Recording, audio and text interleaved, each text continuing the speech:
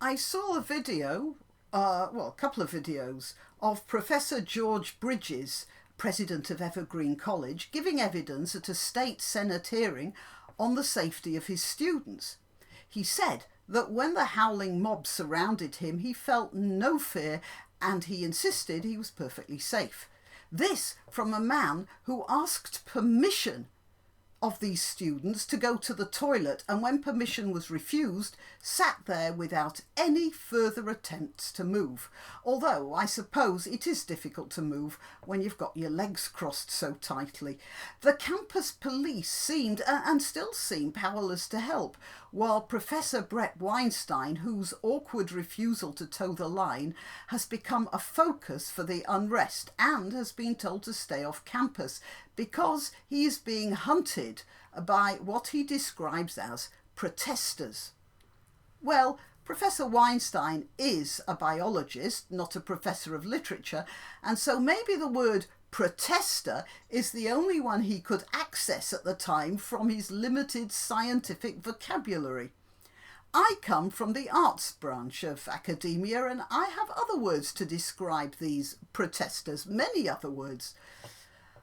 Unfortunately, from recent comments under my videos, I've realised that some of my viewers are of quite tender years, and I feel a little reticent about corrupting them by using bad language and referring to those evergreen protesters as a bunch of semi-literate bell ends who need their fucking heads knocking together before getting a good seeing to with a whiteboard ruler, you know, the sort with the big square handle. So I'll hold off on that. Anyway, while I was watching Professor Bridges, who by the way had previously been dean of an academic institution in a place called Walla Walla. Walla Walla? What's that? Wasn't one Walla enough? Anyway, I saw him insisting that all was well, or maybe Wella. I suddenly got this overwhelming craving for popcorn.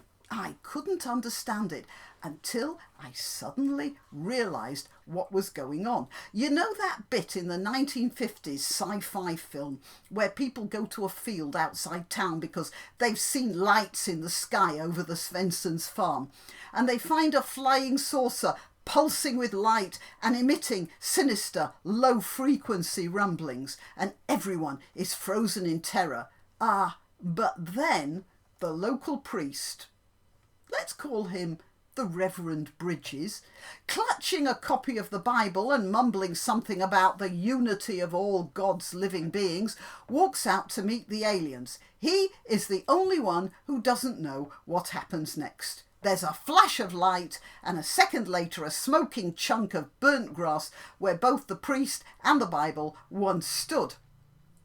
After which there's about 40 minutes of panicky running about, with the forces of the law and the army seemingly powerless to protect humanity. That is, until the hero comes up with a way to explode the spaceship, or finds a virus or something.